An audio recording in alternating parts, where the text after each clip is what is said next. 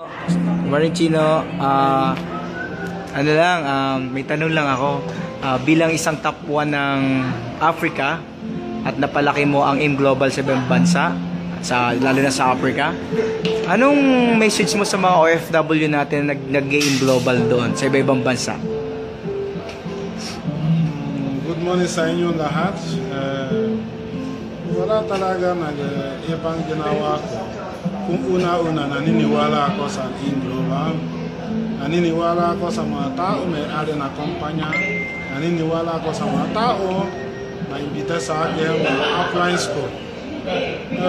Kung OFW ka, kung nandyan ka pa na trabaho, ako isa pa OFW dati, kasi napupunta ako sa Pinas, pero dahil sa AIM Global na baguhin ang focus ko, ang dream ko, ito lang kailangan mo gawin. Niniwala ka sa ito kumpanya. Ang dami na sa ibang bansa nagiging milyonaryo sa ito kumpanya. Paano ikaw, taga-Pinoy ka, kailangan mo niniwala ka to. Kung gusto mo magbago ng buhay, kaya mo baguhin buhay mo sa kitaan sa OFW, pero hindi ka makurunan ng enjoy. Kasi iba, pa-joy ka, tsaka happiness. Enjoy, nandyan na lahat. Lalabas yung joy mo sa mga anak mo, sa mga tao na sa gilid mo. Dahil sa AIM Global, meron ako joy sa buhay.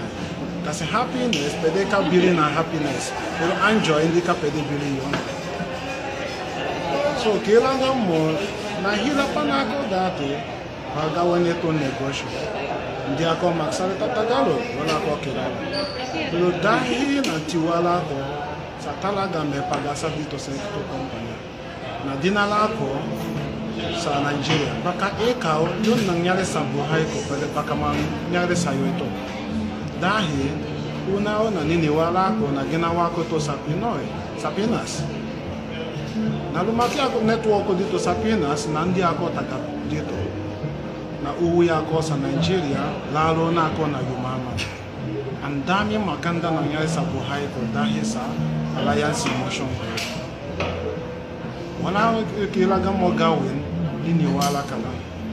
Pag naniniwala ka, sigurado, baka isang araw makikita mo sarili mo sa ibang bansa o sa Pinas na kaya mo kumita ng pera kahit wala ka nang ginagawa. So, decide ka lang, sumali ka, bigay mo kami ng tax para mabaguhin buhay mo. Hindi lang buhay mo, pati family mo. Kasi dadamay sila sa ayaman mo dito sa Alliance Motion. So maraming salamat, mabuhay sa inyo. Thank you, Chino. Bye-bye. Say bye-bye. Bye.